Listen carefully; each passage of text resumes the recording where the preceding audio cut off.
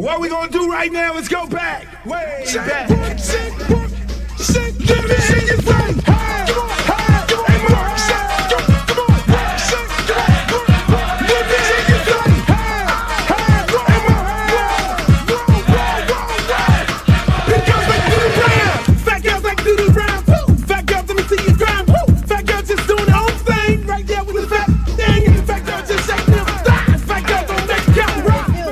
Baby. What's up? I thought you was gonna start hanging out with the big girls again. What is all this trash?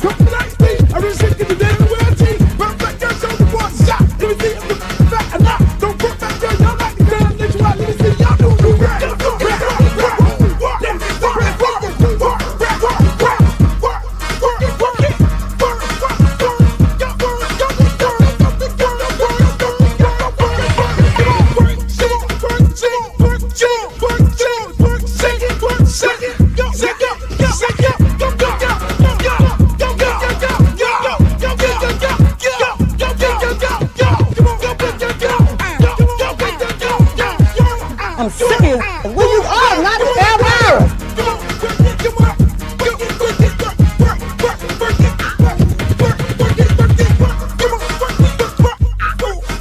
Oh, not the Britney Spears. Hey, how you doing?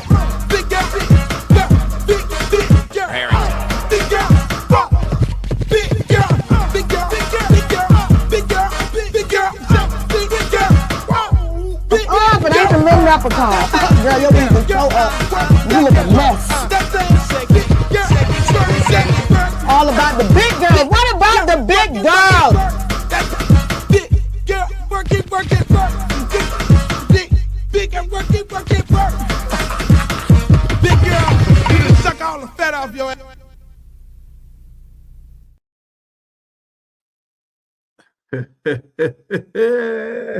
Yo, what up? It's your boy Uncle Luke for another edition of the Uncle Luke Show podcast.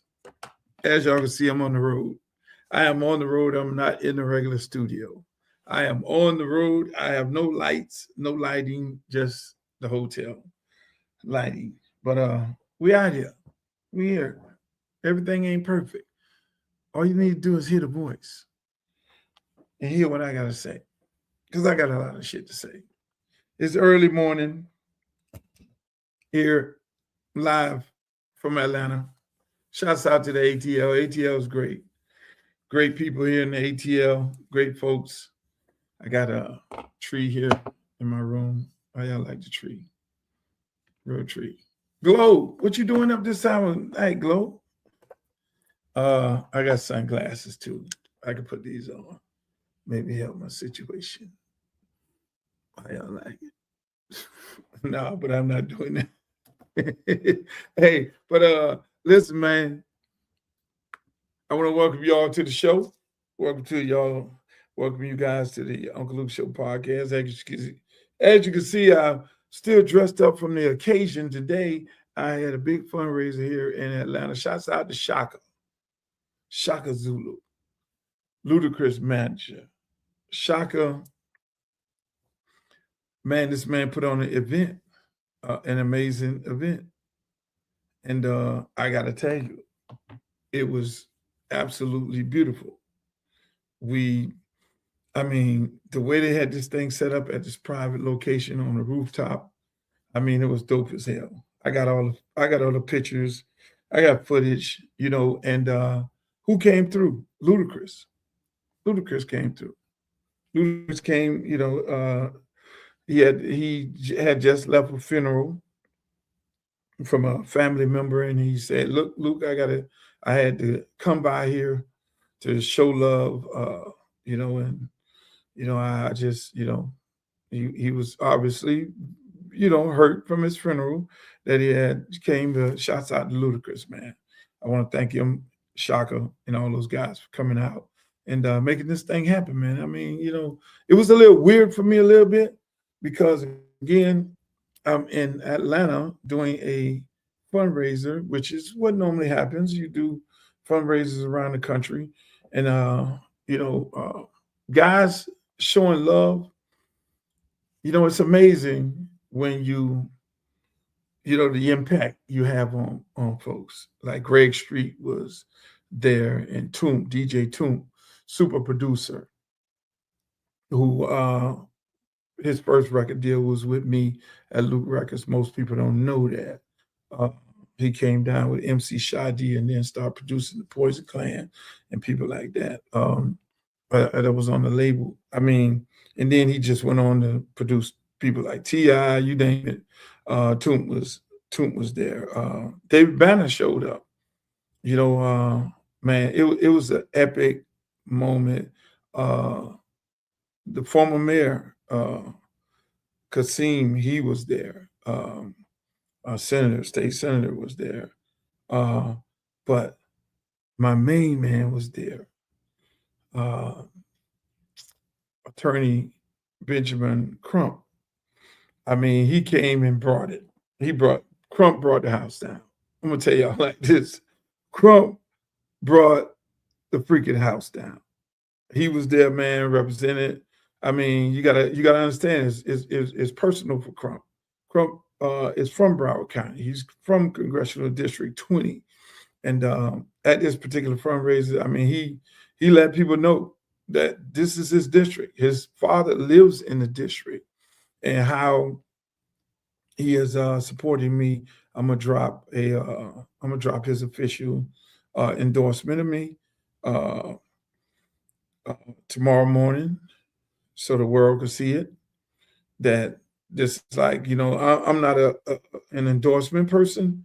My thing is I don't go look for endorsements.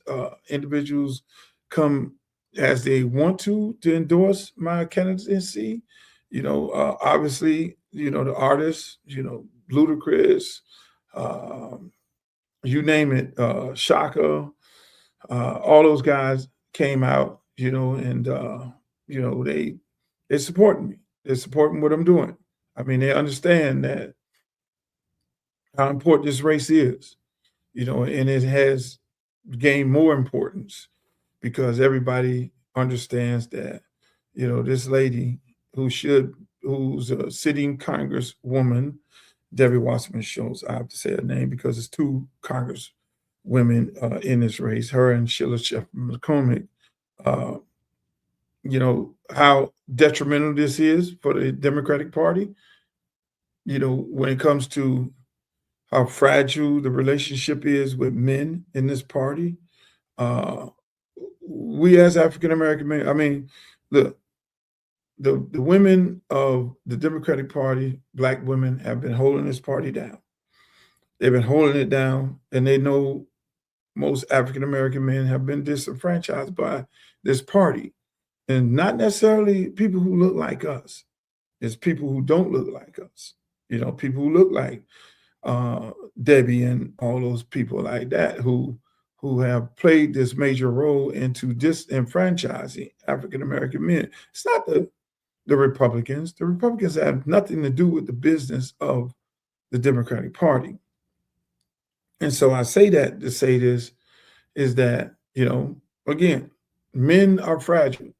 A lot of men, over 1 million men last year, and the senator hopped up and said it, over 1 million African-American men in the last presidential election in Georgia stayed home. They didn't vote, period. They stayed home. They didn't vote for either party. And as you know, a no vote for an opponent is a yes vote for the wrong opponent, which in that case, they didn't vote because Kamala Harris and Donald Trump. They wasn't going to vote for Trump, and then they didn't vote for Kamala Harris for whatever reasons were, because of the party and the message that the party has been delivering. So now here we are today with a Debbie Wasserman Schultz, who's a sitting congresswoman, who's running in a African-American district, the district that I'm running. She's running against me. And this district has 4 African-American candidates, and she's running the district to divide and conquer us. Whereas she could run in her own district, which is District 22, with a weaker opponent, and she could actually flip the seat to a Republican seat, because we always thought that it was really about flipping seats. The Republicans are trying to take gerrymander maps to take Democratic seats.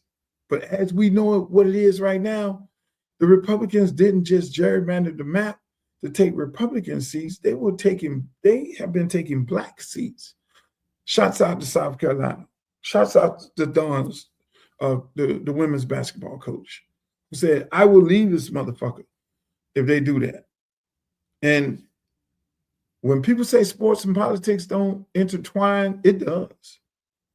When they got whiffed that black lady, the crown jewel, the best coach in the entire state of South Carolina, said, I will leave this motherfucker and go somewhere else.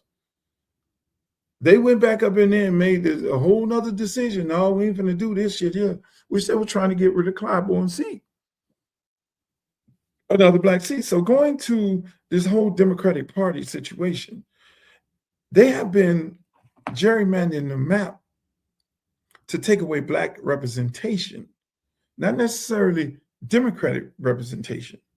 In the state of Florida, if Debbie Wasserman Schultz is successful in what she's trying to do, which she's not, then that would only give 1 African-American representative in the entire state of Florida in Congress. What the fuck is that all about? So my point is, and I've been going at the Black Congressional Caucus, why are you not saying nothing? Why are you not saying nothing, Hakeem Jeffrey? And every time I do a tweet as to why the Congressional Black Caucus is not doing anything or saying anything to Debbie Wasserman Schultz, who got on CBS 4 with Jim DeFeeti and said she consulted with the Black Caucus. She consulted with the House Speaker. The House Speaker should have came out and said, she didn't talk to me about shit. I don't condone this, because I'm right now trashing the Republican Party for doing the same exact thing. So it's the Democratic Party hypocrites. That's what it sounds like. They haven't said anything yet. We're waiting for them to say something. They all can jump on the phone and talk to people who are in my campaign and tell them, man, Luke need to chill. You talk to Luke. Can you talk to Luke? It's going to be all right. We're going to support We're going to support him. We're going to support that. We're going to do this. We're going to do that. They ain't did the motherfucking thing. I'm here to tell you.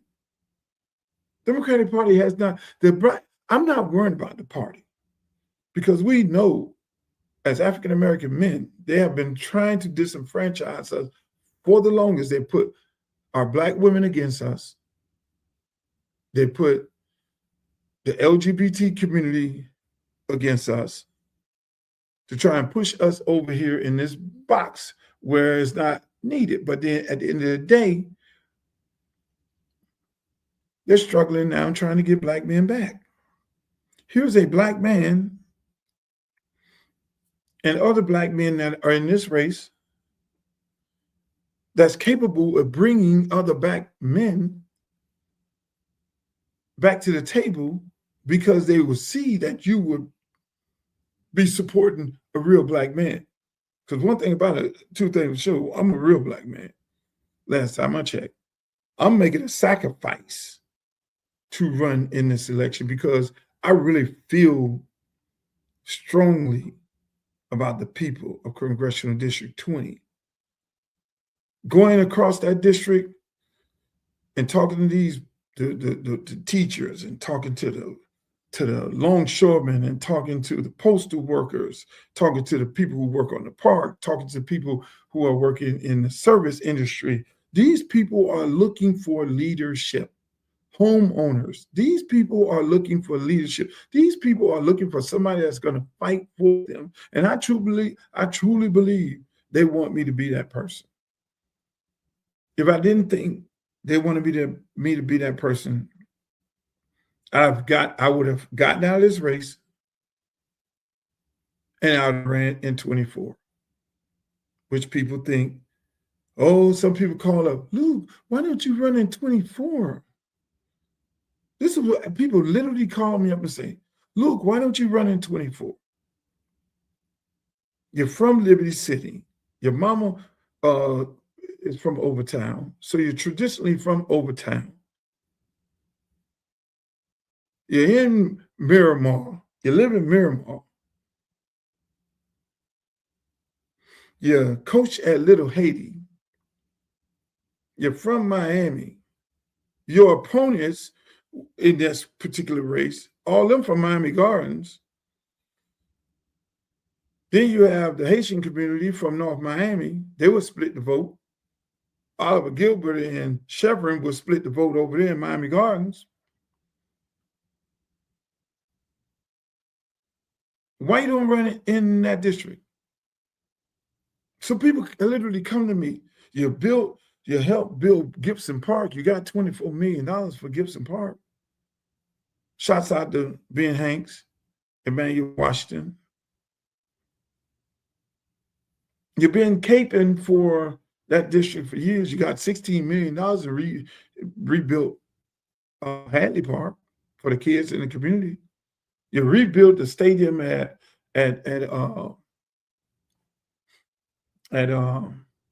Miami Edison.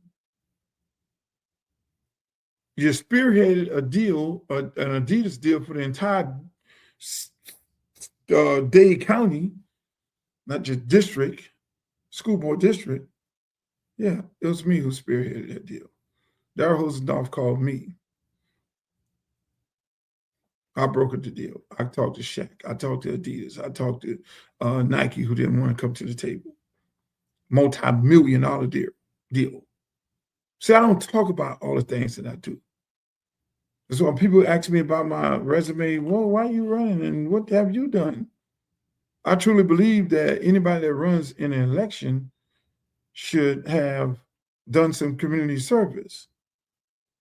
So when I look at this, and Lord knows how many other candidates, races I've been behind, endorsement, supporting. So they say, Luke, why don't you run over here? Why don't you run for the seat? No, I'm not that kind of guy. Number one, I'm not that kind of guy to go into Congressional District 20, meet and talk with these good folks over there. And these folks are in need of leadership. I've been going through this district when it was Belglaze and Polk, and those people were hurt. Those people were literally hurt. They wanted me to represent them. the people of Riviera Beach wanted me to represent them. They feel the same way the people of Broward County. I live in Broward County. I've been living in Broward County for 15 years. Most people know that I'm from Miami. I'm from Liberty City. Everything about me is from there, but I have been living in Broward County for 15 years. My son has been playing baseball for 10 years. And whether it's Tamarack or whether it's over next to Carl Springs or Parkland, that's where he basically grew up at with those kids. And so I spend all of my time there, unless I'm at Hadley. So I'm well aware of the issues that concerns Congressional District 20. But going back to that whole conversation, going into the district and talking to these people, and these people are desperate for leadership. These people are looking for me to lead them because they've been treated like shit. They've been gentrified. This district, man, listen, you can live in Tamarack, you can live in Lauderhill Lakes, but never go to Tamarack and never go to Coconut Creek or never go to Pompano or never go to Deerfield. You can only live in one part of a district and never go to another part. But when you get the opportunity to run in an election and go into the entire district and hear the concerns of each different people in different parts of a district, like Congressional District 20, they don't want Debbie Wasserman Schultz. These people want someone to fight for them. They see that their way of life are being taken away from them. Not one person in this district don't feel like what's going on Sistrunk, that any elected official stood with them to stop that. They're being gentrified. They're being gentrified. There's other parts of Congressional District 20 that's being gentrified. That 128 acre parcel, they sold 19 acres to a developer to build affordable housing. Affordable to who? We saw that shit play out all over America, whether it was right here in Atlanta, East Lake, or in Liberty City at the Poke and Beans, Liberty Square housing projects. We seen that same fucking game play out. Where these folks come in, these developers come in and say, yeah, we're doing affordable housing, affordable to who?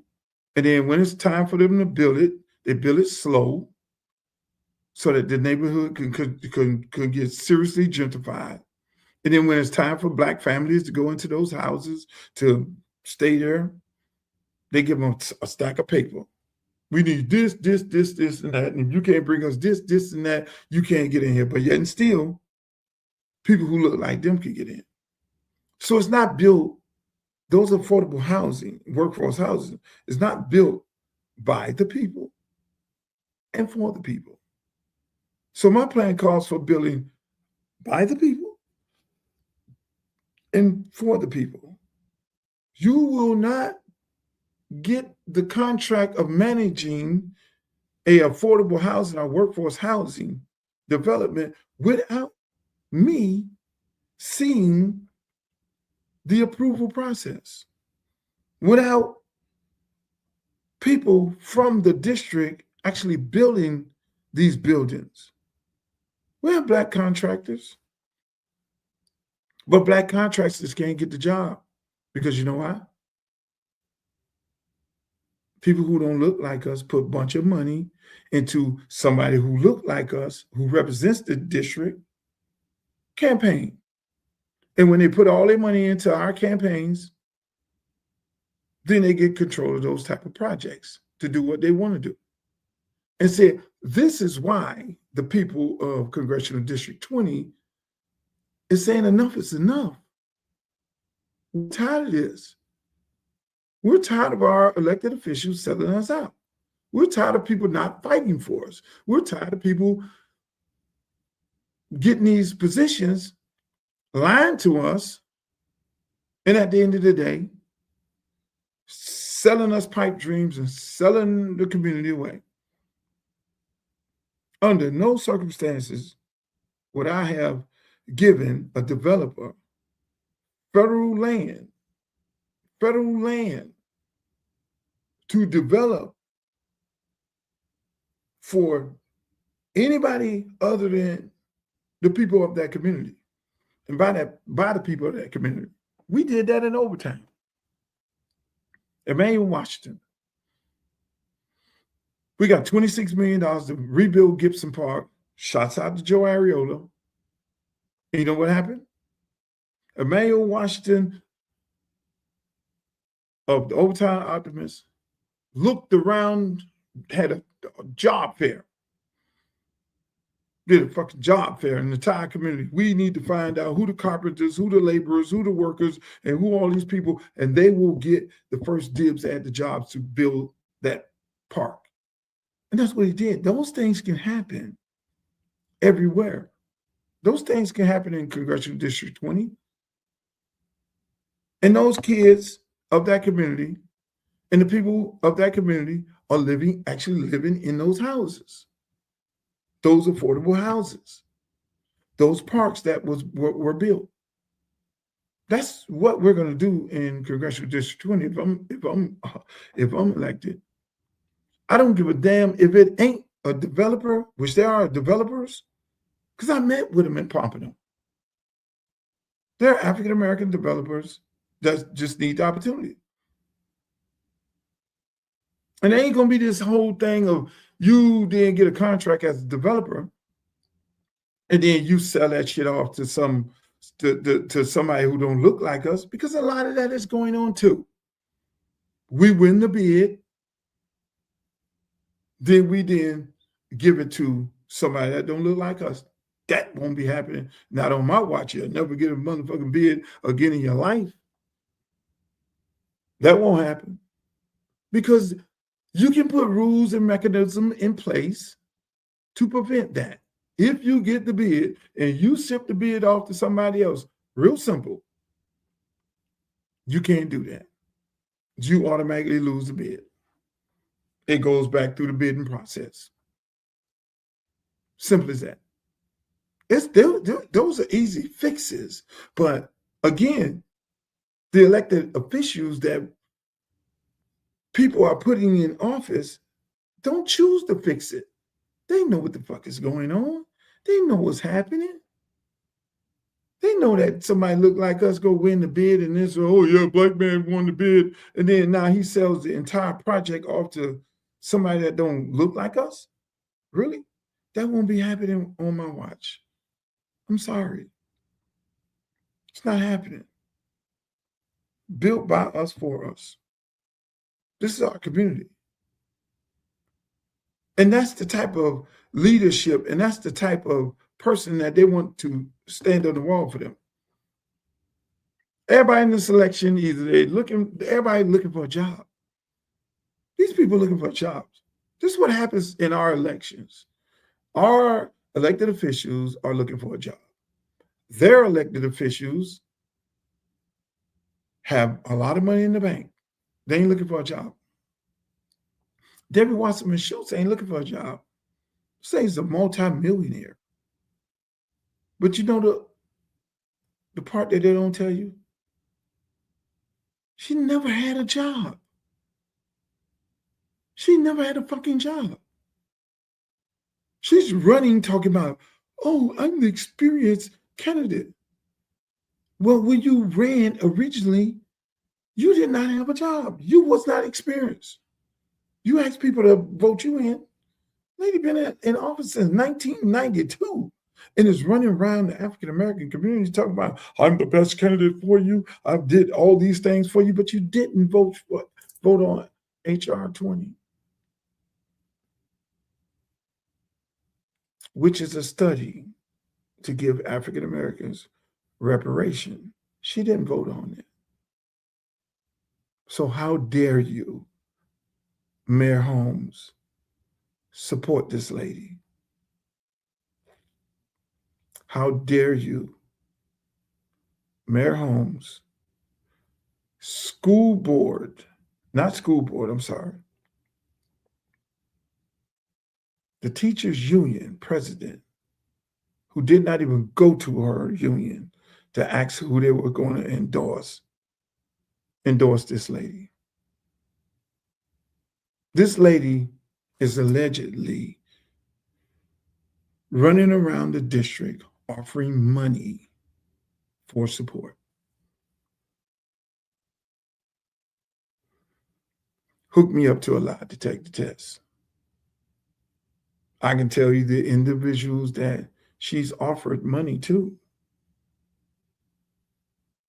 She's taken all of her $3 million that she have liquid and her PAC money to buy this district. This district was purchased one time before. It was purchased one time before. It was bought. And that's where you look at this, but not on my watch. God sent me here to do this work. God sent me to Liberty City to start my youth program with my second check out of the trunk of my car, selling records, Robin Hood. Oh, he sold all those bad records. But you know what those bad records paid for? Nasty as they want to be. You know what they paid for? Those bad records, $100,000 paid for, started a youth program that's still here, the crown jewel of all youth programs in the United States of America, over 35 years old. You don't find too many businesses still standing around after 35 years that put out some prominent individuals, first-round draft picks, teachers, lawyers, doctors, commissioners. That's what I did when I found it and put my money where my mouth is. And then we supported Overtown Optimists and helped them found their program. How many athletes, millionaires? That's what I do. There's nobody in this race has created more millionaires than I've done. Prominent individuals. One of the head people at NBA Entertainment, Jeff Sanchez. Look him up. He worked for me. See, you are not, in my opinion, it's your offspring, who you build up to be just as good or better than you. Not who worked for you and who never built generational wealth because they just wanted to be part of the crowd and they just came around you. I never inspire any individual who worked for me just to be a crowd. No, I inspired them to be better than me. And I taught them like that. That is why Pitbull is who he is right now today. That's why anytime he starts his speaking engagement off, he talks about his experience with me and me teaching him business, me taking him off the streets of Opelika with braids in his hair and inspiring him to be a businessman. Trick Daddy, straight out of prison. Stay with me. Let's tap into your gift. And look at him right now. He's a multimillionaire, own restaurants, franchise, doing TV shows. Everything about him, you may think he's like, okay, all right, Trick is crazy. No, Trick, no. Trick understands his market. He's a great marketer. Well, that was earned. Because I teach all my guys, understand what your market is. Devontae Freeman picked him up every day. Came through the program, straight out of Pork and Bean Projects. Well, he was told he would never amount to anything, just like a whole bunch of our other kids. Wasn't tall enough, wasn't fast enough, too short, too slow, too this, but work. Having the work ethics. And this is me telling him. Amari Cooper didn't have an offer. He had a hip pointer the year before as a senior.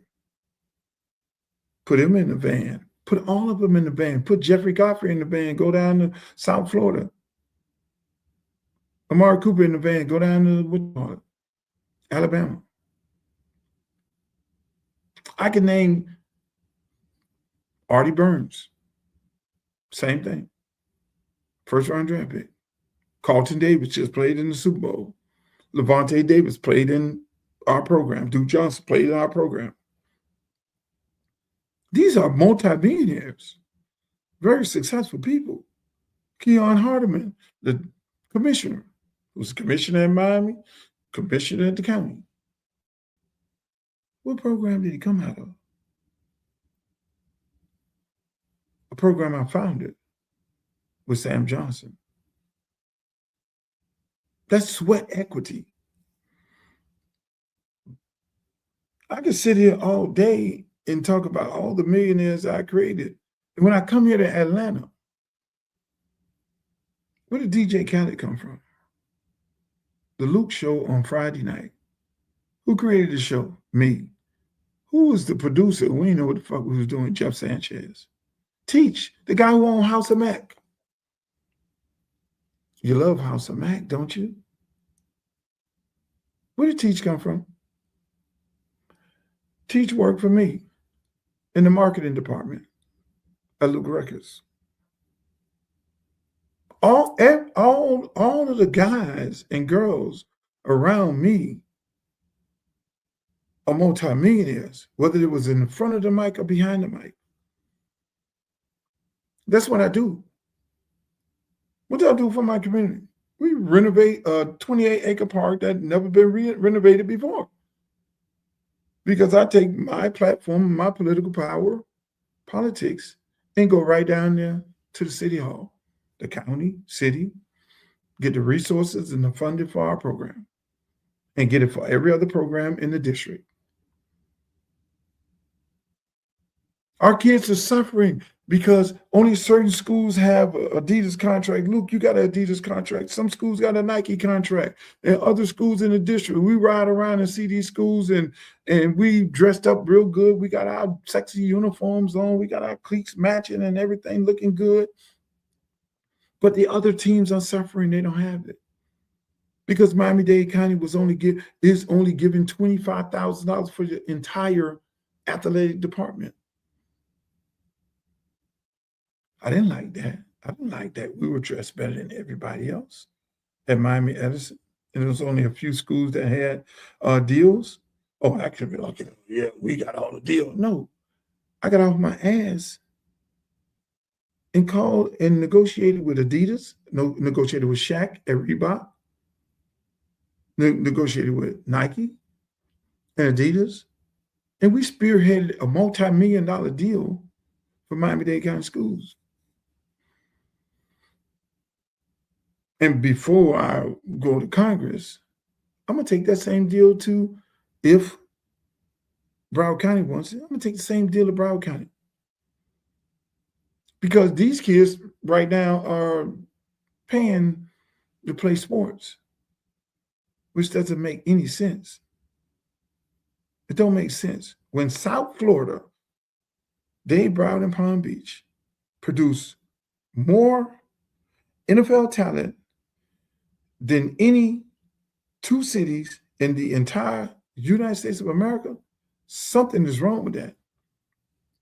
So I'm the one to get on the phone and call the Miami Dolphins and NFL and whoever it is and tell them, no, this is a fucking travesty, because I use my platform to do that.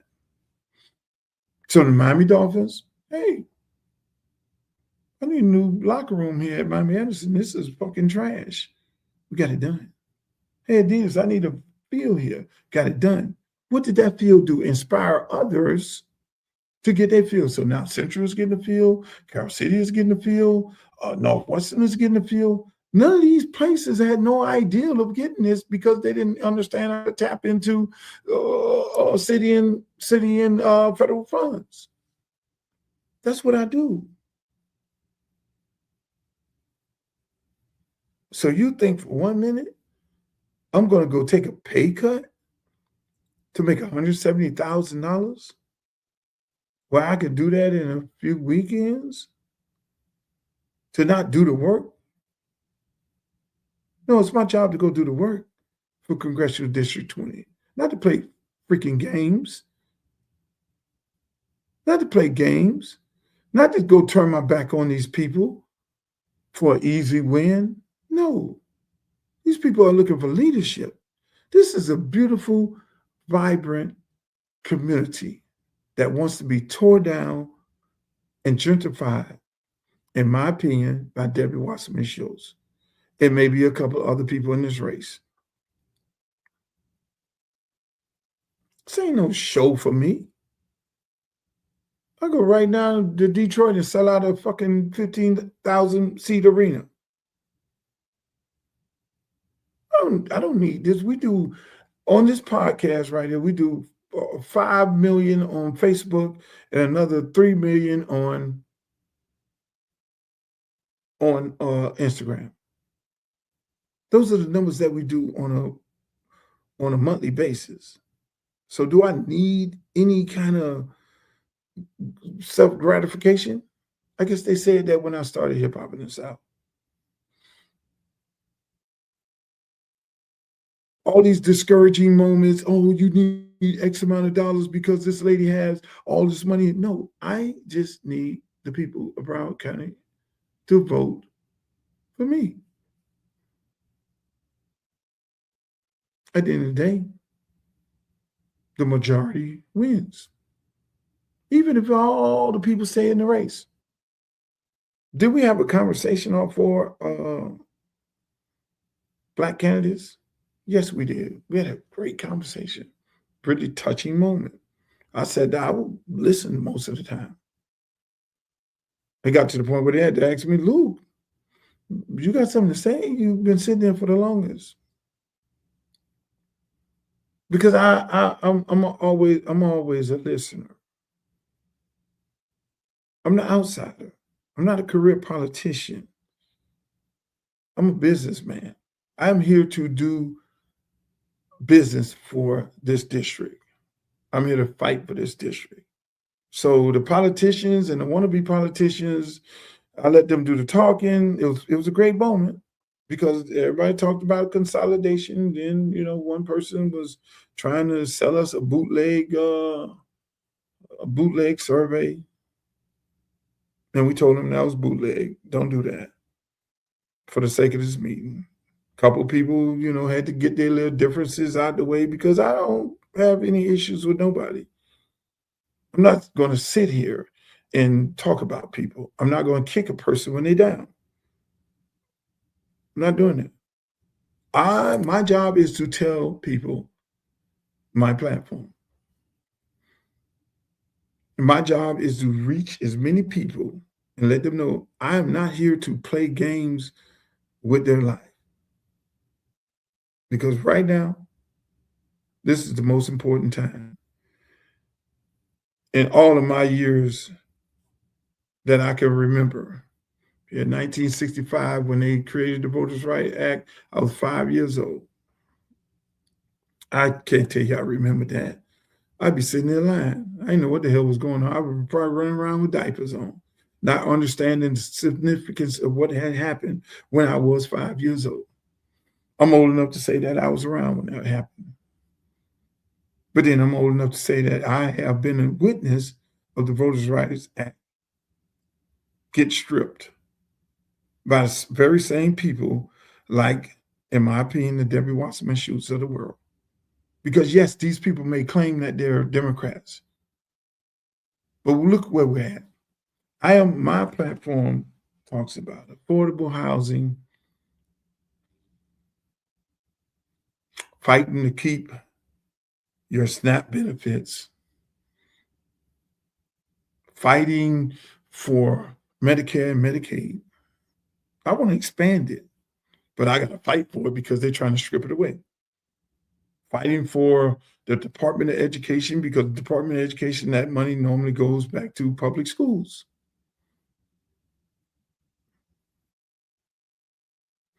Fighting for all these things. Fighting to bring resources back to the community because, shit, the last time I checked, we spending billions and billions of dollars on wars all across the country.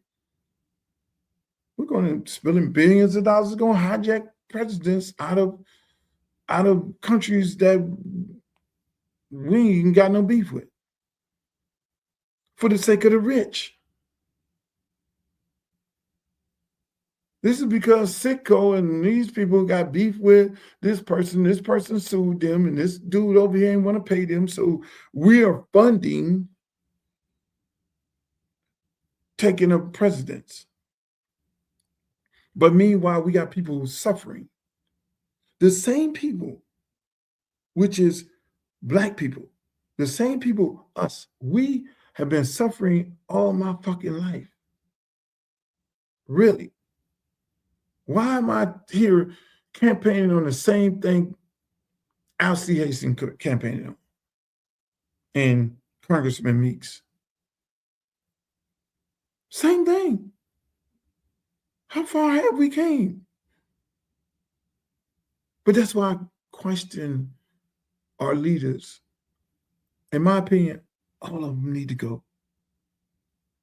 They all need to go. They have failed us. We cannot allow them to fail the next generation. These kids that are 10 years old and 12 years old, what we do right now today in this election, I don't care where you're at. You're at Atlanta, you're at Detroit, you're at anywhere in the country, Miami, Broward County, what you do in this election is going to affect your kids in the next 10 years. You already fucking, on our watch, we already lost the voters' right. We got gerrymandered. We got duped out of seats. And here we are getting ready to get screwed out of a seat. And not one Congressional Black Caucus member has said one thing about this white woman, Debbie Wasserman Schultz, running in this congressional district. But they want you to boycott the southern states. They want you to boycott Louisiana, LSU. They want you to boycott Alabama. They want you to boycott Tennessee. They want you to boycott these states that has erased African-American seats. But yet and still, they have said nothing about one of their own, Debbie Wasserman Schultz, trying to erase Black representation in the race that we're running in. They wouldn't ever say one damn thing to her. Can you believe that? So these are the people who are supposed to be representing us. They want me to be quiet. Luke, can you stop talking? No, I'm not going to stop talking. Because I'm about the people. You can't muzzle me. You can't have Kevin Lau get on my fucking phone and call me up and say, Luke, chill, Luke. No, Kevin.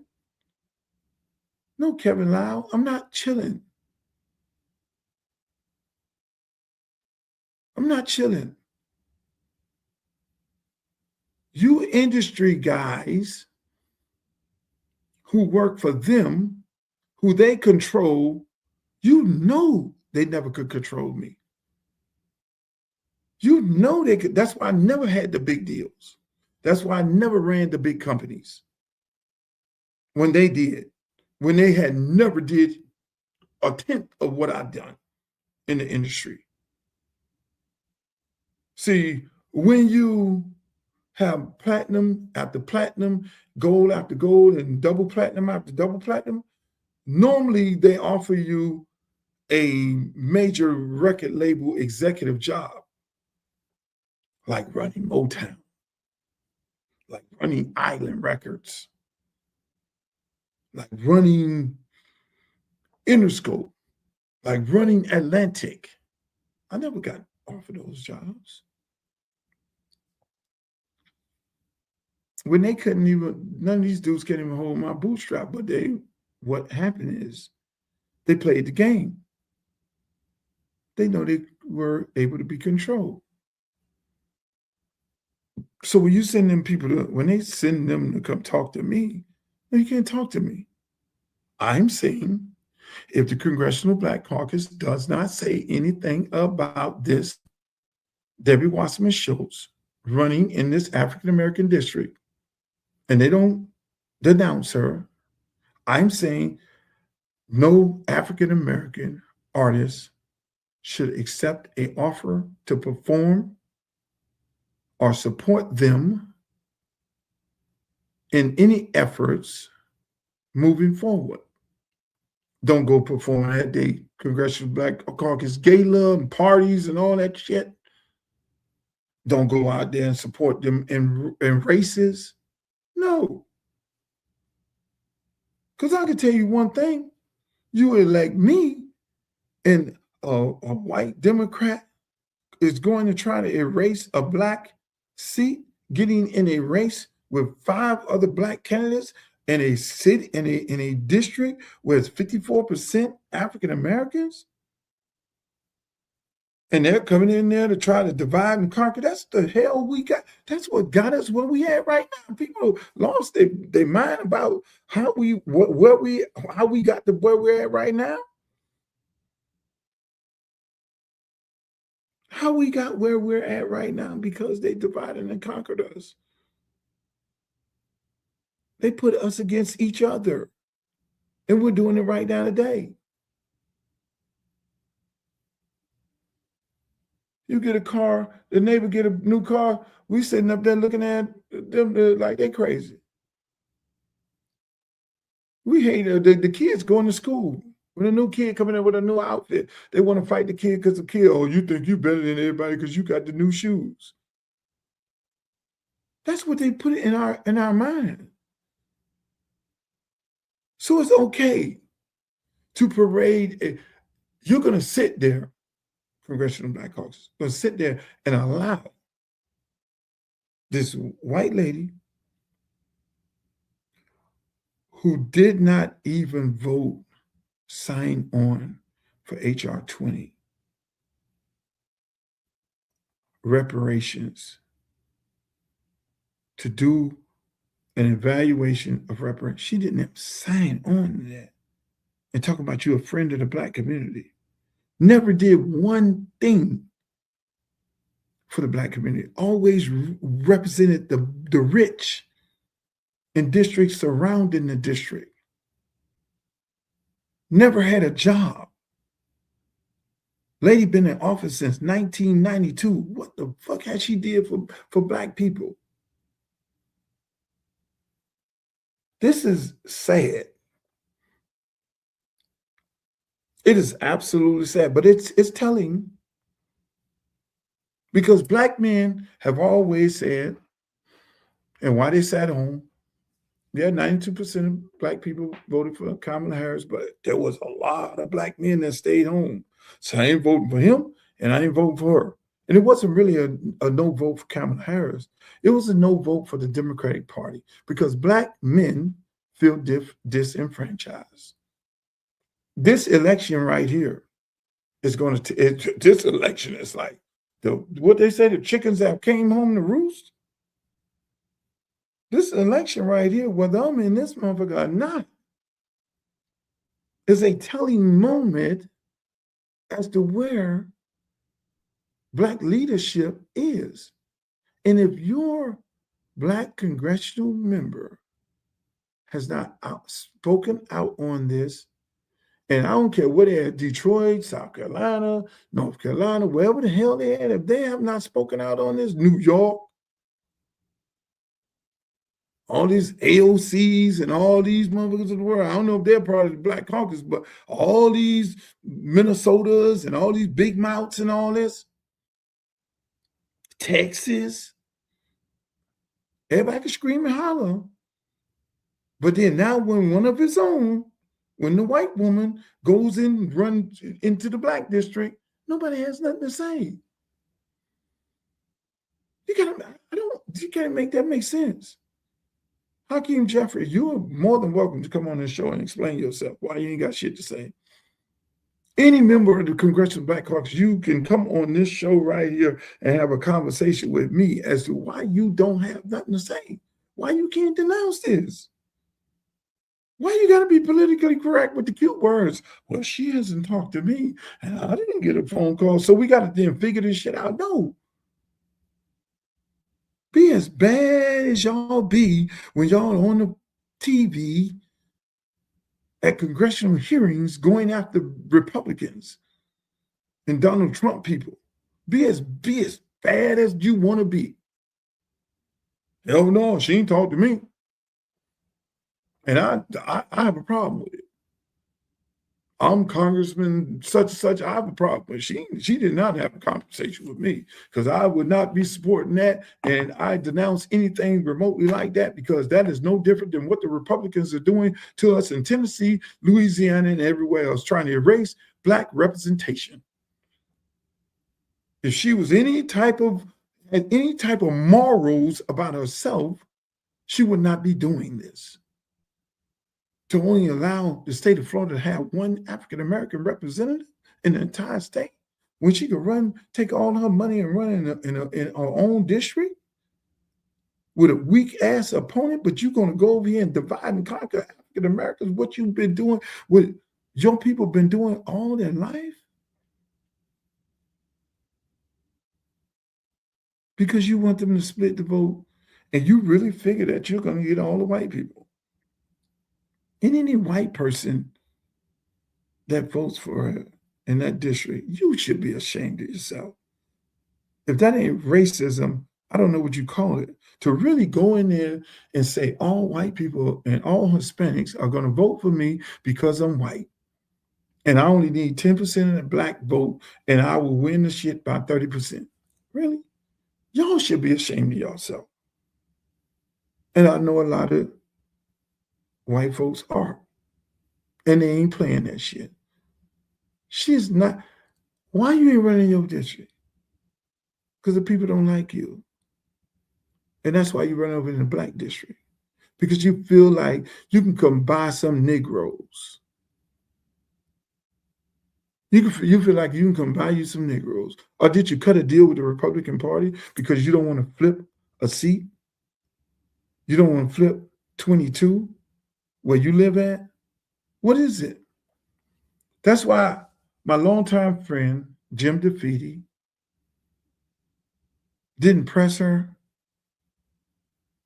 Jim called me several times. I didn't pick up the phone because if I'd have picked up the phone, me and him probably wouldn't have never talked again in life because I'd have lit his ass up because I know Jim better than most people do. And I know Jim press. And he press. And he pressed until this elected official went to the Miami Herald building and blew his head off. Jim DeFeeti pressed him and pressed him and pressed him. So why in the fuck you don't press Debbie the same way you press RTO?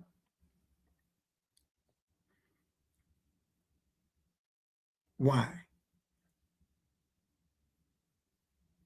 Why, Jim?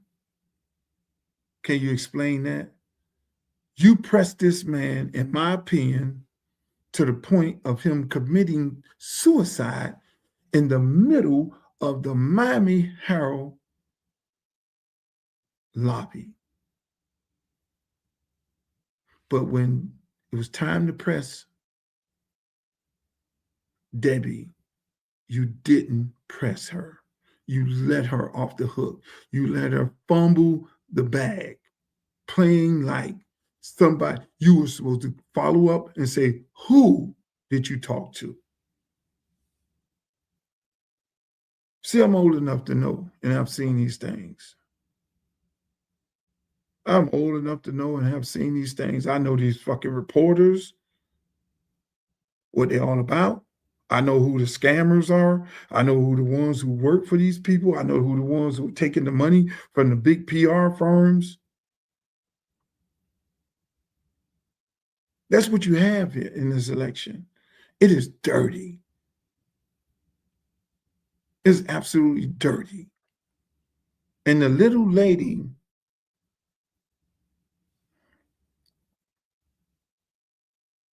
Miss Holmes, I didn't have to talk about Miss Holmes because the community is dragging her and anybody that support her. This community is outraged. This woman is actually getting African Americans to support her. They're going on social media and they're getting outright dragged. I mean, prominent people who have a legacy, who people have highly respected. When you see those type of things and you're running for office and you see people who are supporting you getting tore down from the floor down, that should tell you right there how the community feels. Go look at Miss Holmes, Judge Holmes' Facebook page.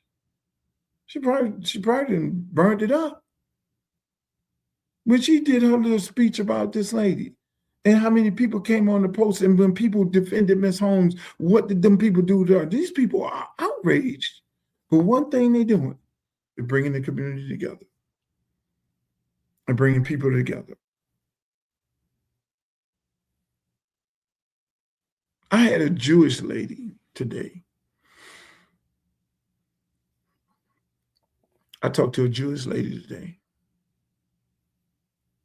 And the Jewish lady, out of the blue, Luther, I want to talk to you. I want to have a fundraiser for you. Me and my other friends, me and my other Jewish friends, we want to have a fundraiser for you. Because we feel like what Debbie is doing is absolutely disgusting. We want to support your campaign. These are Jewish women.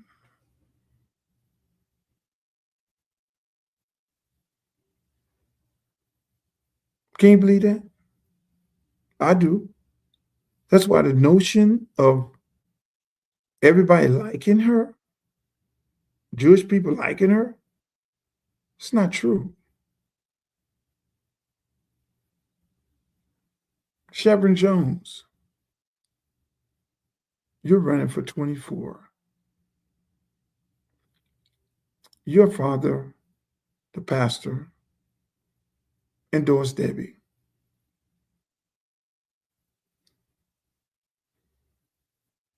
Now he has the right to endorse who he wants to endorse.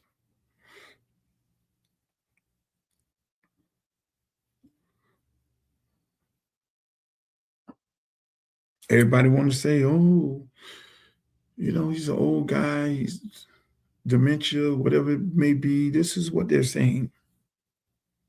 Oh, no. We ain't giving out no passes now. If you could say, I support Debbie Wasserman's shoes, you ain't suffering from nothing. She just got in this race. You ain't suffering from nothing. Chevron better go have a conversation with Daddy. Hey, Dad, we need to do a joint thing here. We need to get on this thing and talk together here. And you need to tell him you thought it was something else. You better come up with something, boss. Because you're trying to run for a race. You'll be out of business in 24. Don't, and I don't think they can help you. So if you want the machine to come after you in 24, hey, we all to play crazy. If that's what we're doing. There are some nice people in 24 that's running in 24 right now. And there's some other people that can run in 24.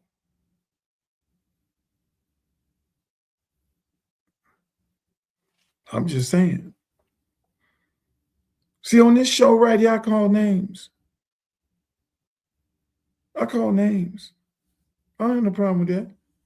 I keep it a buck. Because ain't nobody pay my bills. You know who pay my bills? You. The people who support this show, the people who support my music, who buy my music all around the world. Buy my catalog all around the world. Buy concert tickets all around the world. They pay me to keep it 100. People, I don't get money locally. I don't work for nobody. I work for the people. I'm the voice of the voiceless. And so when I sign up to say I'm running for a district, I say I can do this. If I expand the port, if I expand the Port Everglades, how many jobs can I create for the developers and the people? Jobs. Do you know how much it was when they expanded the port in Miami? That was damn near a $10 billion project. So how many billions you think I'm going to go find to expand the Port Everglades? And how many people we're going to employ? And how many people are going to have jobs after the port is expanded? So that's bringing money back into the district. I am for free health care for all. I love Obama, fine and dandy. Damn that. Free health care for all. That's expanded Medicare and Medicaid free. What the hell we do? Why we can't be free? Why we got to play crackhead games with people?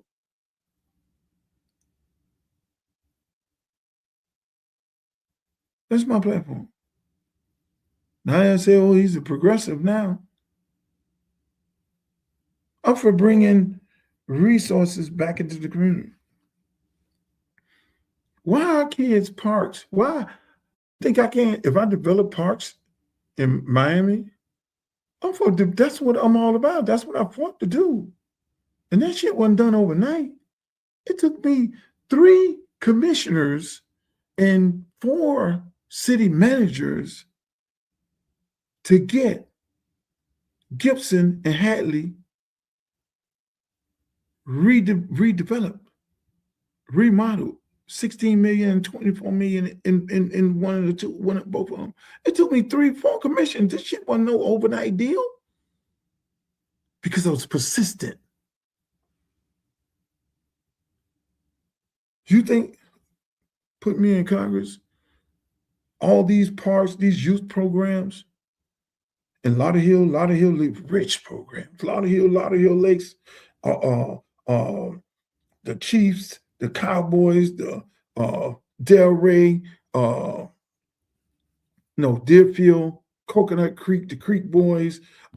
You think I'm not finna go and get all the money and put back into these parks?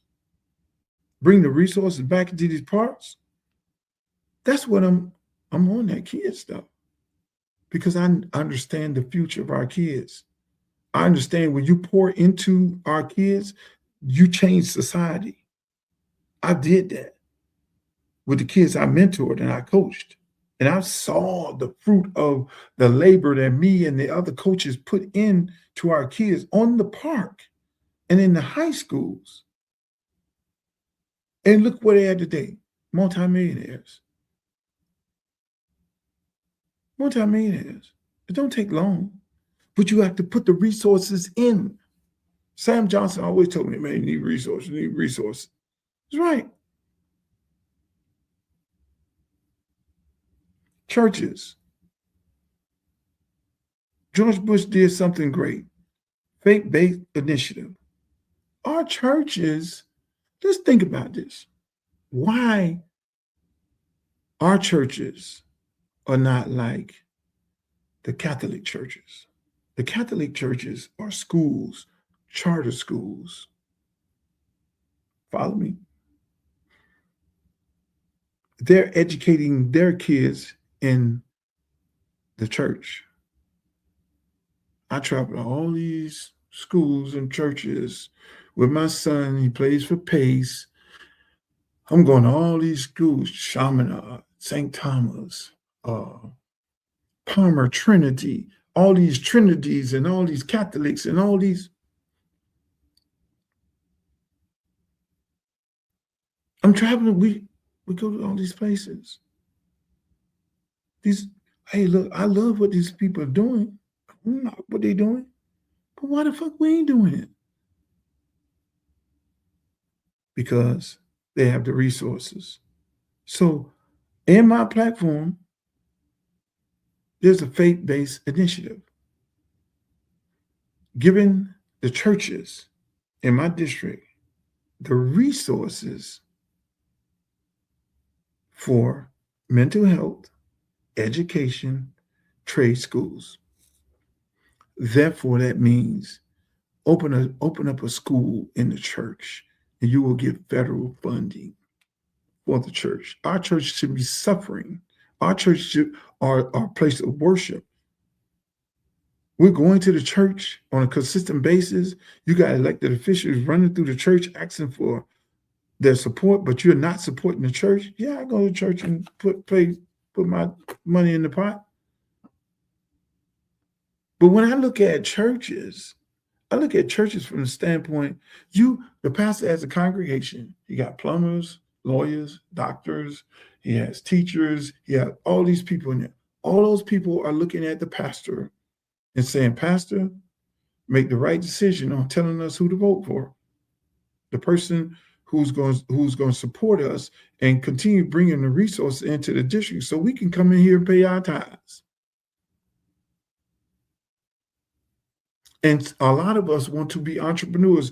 In this district, no knock on no other place in the country. This district, there's Lauderhill Lakes, Tamarack, Sunrise, Pompano, Deerfield, Coconut Creek. Do you know how many restaurants and nightclubs are in here? You have restaurants, nightclubs, thriving Black businesses in here. They don't have that in Miami. I'm sorry. It's gone. It used to be like that. So when I look at this district, I look at Black Wall Street, I look at the potential. If I bring small business loans into these already thriving businesses and these businesses that want to build in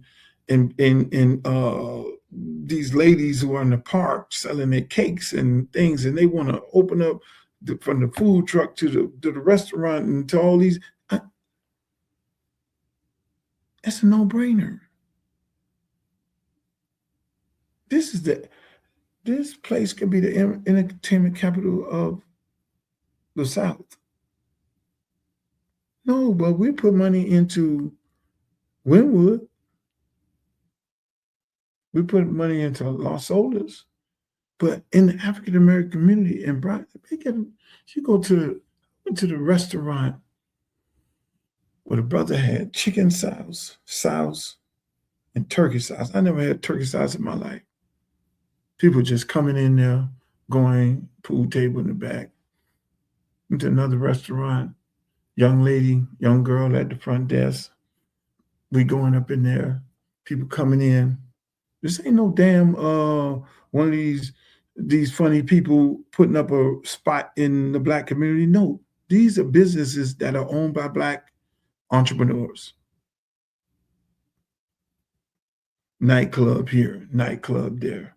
You don't have that nowhere else in South Florida.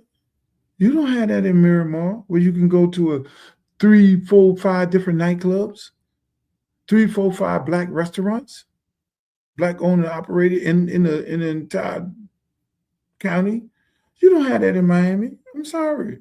You got Learners and maybe one other place in Miami Gardens. You may have 1 or 2 places in Miami. You don't have that. This is a vibrant, living city that they want to finish off gentrifying it. That is why they're running this lady in this race. I strongly, you could tell, I went through the whole district. I see the potential. I know the potential. But you got to influx it with resources because they're trying to take it away. You have seniors. Why are they, this is how dumb these elected officials, people who are in Congress are. You got insurance issues in the state of Florida. Governor didn't do anything about it. We're getting price gouged. We're getting whooped. You, me, and everybody else. I'm paying the same insurance, whether you own your house or not. You got cities who own their houses in retirement, getting a retirement check. But then that insurance bill that they're getting every month looks like a mortgage payment. So what can the government do? If the government can bail out airlines, auto dealerships, all these type of things, that is what the federal government is. It's designed for. I go to Congress, I'm creating subsidies. Hey, we got an insurance problem here in the state of Florida. In my district, we're going to pay a large portion of those high insurance costs. And if you're a senior, we paying the whole damn thing. You ain't getting out, put out your house because of no insurance, because of Ron DeSantis not doing his job and getting the insurance lowered.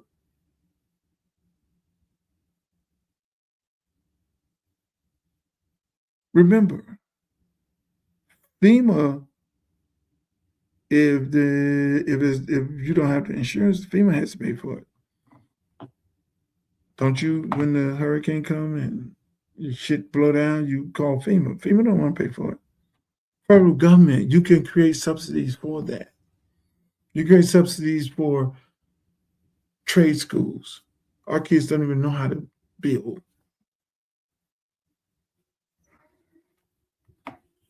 I ain't asking people to vote for me to just to have me have a title. Oh, Luke just did something else great. Really? Oh, he just created more history. He's the first rapper to end up going to Congress. No, I ain't looking for that. I'm ready to take an L on money. I'm not going there and stay in no Congress for 100 years like these people. I'm sorry. I'm not going to do that. 4 to 6 years. I think everybody should be on a term limit, 4 to 6 years. You shouldn't be in there 6 years. I'm passing this shit on to some other young person. Just like I do in every other business that I am involved with. Reach one, teach one. Who's next? Come on, son. You work right in my office. And I'm going to pass this thing on down to you. We're going to keep this thing in motion. Simple as that. Why we can't build programs for kids? I can do that. That's why I'm getting off. Everybody be on here talking trash. Everybody be talking so sexy and eloquent. And they know the policies and procedures and all this, and they know the rules and the regulations. Well, get your ass off this social media and go and do what? and run for office. Go to Congress. I said on CNN, everybody's like, oh, God, he said he's not going to fight. I'm not going to fight Donald Trump. I'm going to negotiate with Donald Trump. Hey, Donald, look, I don't want no problems with you. You're the president. I respect you. You don't want no problems with me. I am here to bring resources to my congressional district, okay? I need this. I got insurance issues. I got affordable housing issues. I need tax credits.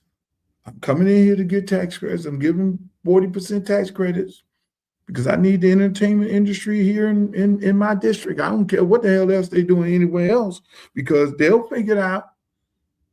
Because when I do what I do in my district, no different than what I do at my park, at the schools, or wherever the hell I am with the record company, everybody want to be like Luke.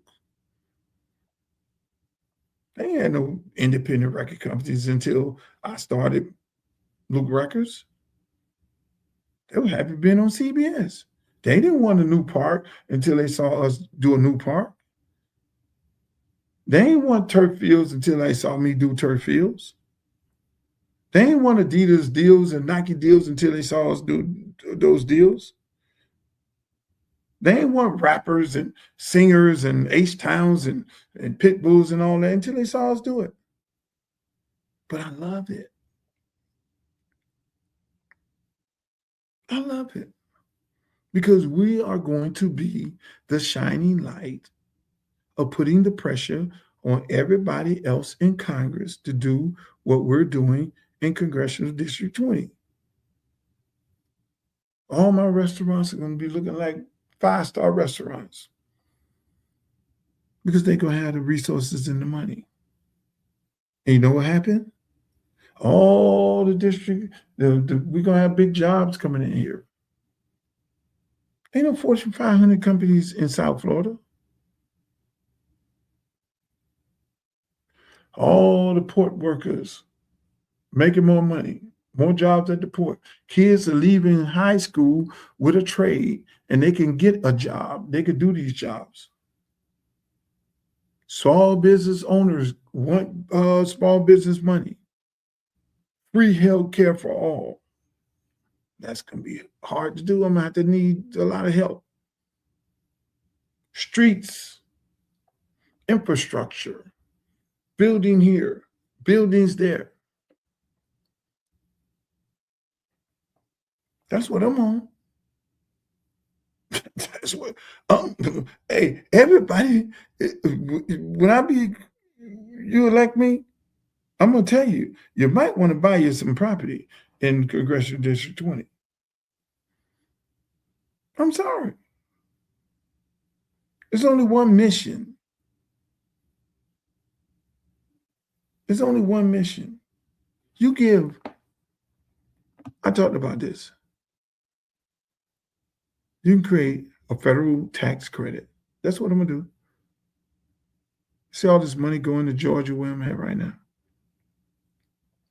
I can create a federal tax credit similar to what Georgia has because Florida, for some reason, don't want to do it. They want to give a tax credit for the entertainment industry.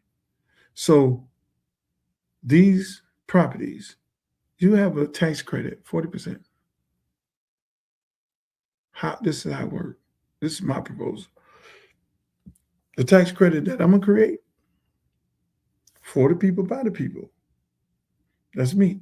I fight for the people of Congressional District 20. You only get the credit, the highest amount of the credit, the most people that work in the district. See what Florida did wrong before, they did not add in that people had to live in the state of Florida in order for the production companies to get the credit. So therefore, they were letting people come from out of the state, coming in, doing the work, and not employing the people of the state, getting the tax credit, and then leaving. And all we got was, yeah, they're doing Miami Vice in Miami. Oh, yeah, that's Miami. Like it was some advertisement shit. That's when you did it wrong. The way you're supposed to do it In order, you can come shoot here, you can get a tax credit, but you're going to have to employ people from Congressional District 20 in order for you to receive this credit. So you're going to have to hire the gaffers, the grips, the craft service, the cameramen, and all that. The more people you hire, the more of a credit you get. That's the business, man.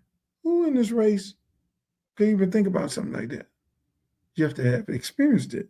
That's why I got to take my black ass to Atlanta to shoot a lot of my films, or go to Canada, because they're doing it. So, you don't want to do it in Florida?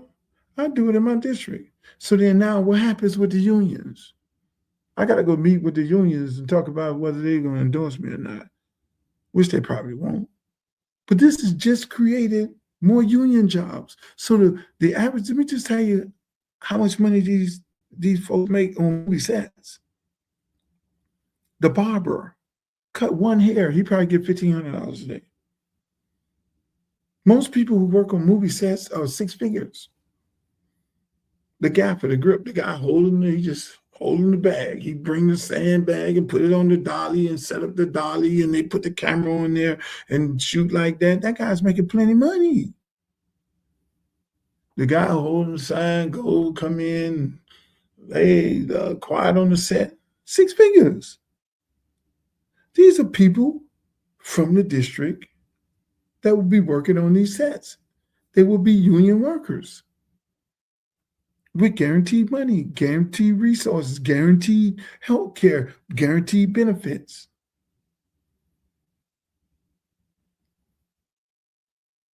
That's me. Anybody proposing that? Anybody's fighting for that? So you can talk all this cash money shit about, oh yeah, I want to fight for the people. What are you going to do? My plan calls for that. Because we could talk about the high costs of gas, high costs of grocery. But how you deflect that is you got to bring more resources in, because this crazy man is doing what he's doing and he's trying to get his bag his kind of way. So now we got to up our bag to match the bullshit that he has going on. I'm just saying, this is too easy. Job creation in the district, I just gave you job creation. I just gave you infrastructure. I just gave you supporting all these kids and all these kid programs in these parks. I'm going to go and have a meeting with all the coaches on the parks. We're going to have this conversation. You know why? Because I did it at Liberty City Optimus. I got Adidas deal, Nike deals, the resources that I got for this program, hot meals in the summer programs, Atlas Airlines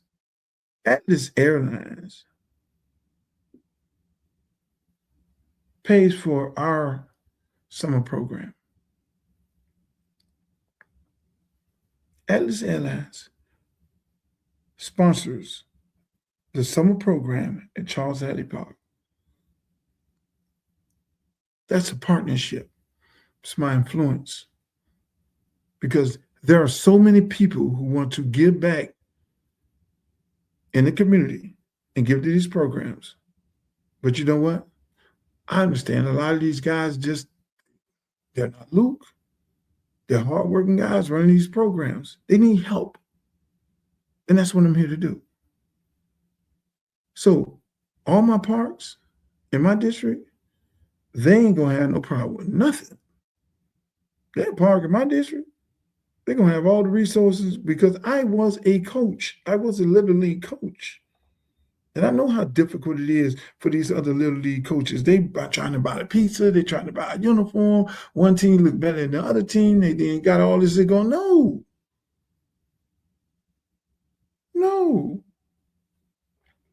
Aftercare programs, parents can't pay for that aftercare shit. The kids need to go to the park, just like I went to the park. I've created those programs at Hadley Park. The kids come to the, we have a waiting list of 200 people. In the summertime, it's going to be difficult. They need the resources. You can't complain about Trump. You go and get the money. I've done that. Doing it right now.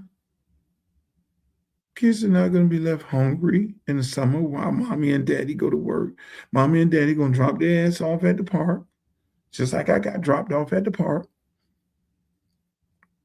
And we're going to take them on a big charter bus to Disneyland. We're going to take them over here to the fun land. We're going to feed them. And when mommy pick them up, they're going to be full as a little tick. And they're going to be tired and ready to go to sleep. They're going to go to the pool. They're going to do this. They're going to do that. They're going to go to class. They're going to learn some stuff and all. I do that right now today. Ain't no other candidate in this race do that.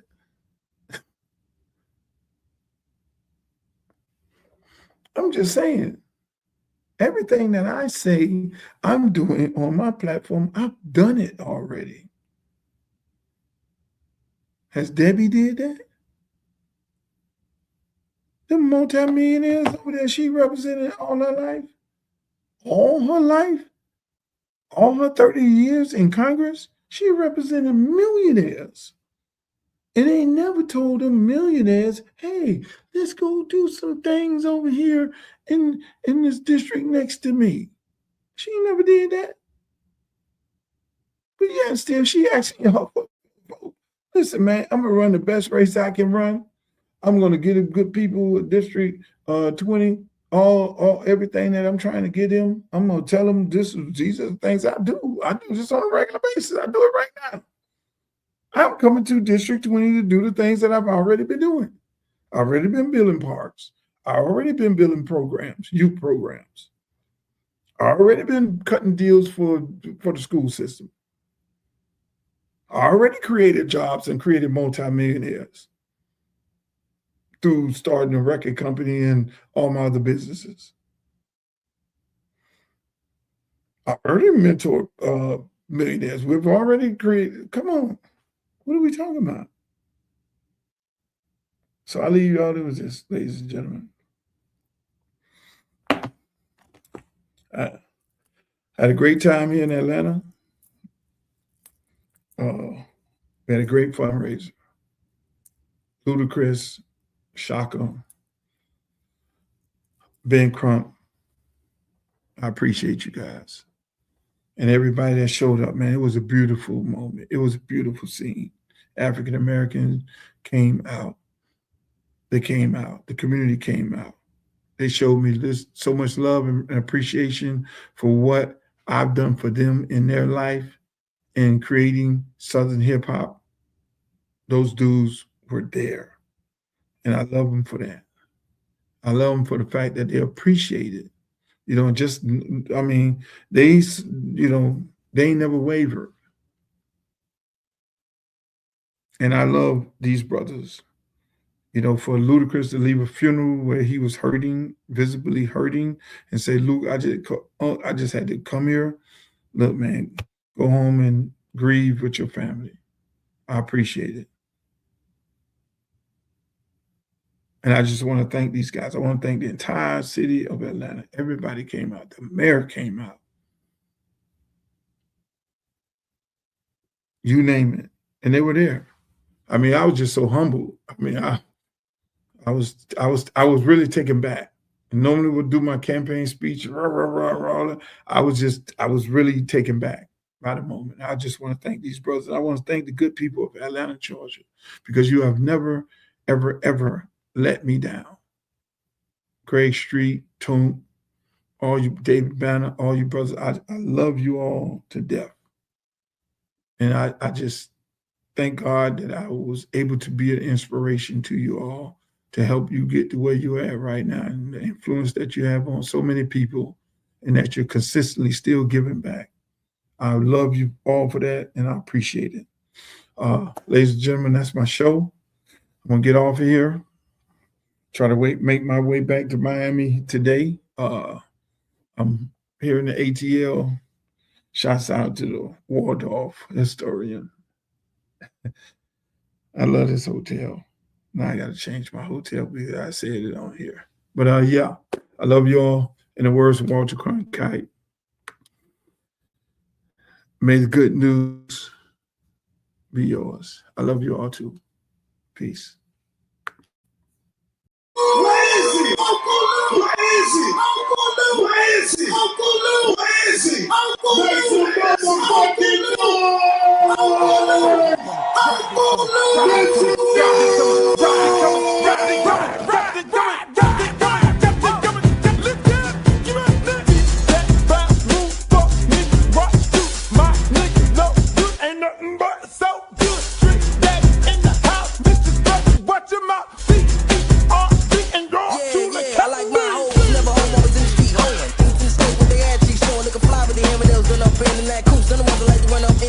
Like big booty hoes, cute faces. Let nigga hit it on the first day basis. Niggas fake bitch kick game straight. X no down with the dominate face on. When the Panther sets with diamonds glaring. Keep a nigga staring when you wearing down a Karen. Or skip shit to keep a nigga looking at you. In the bunk says you can show off your tattoo. Even if you're a Max True player, she ain't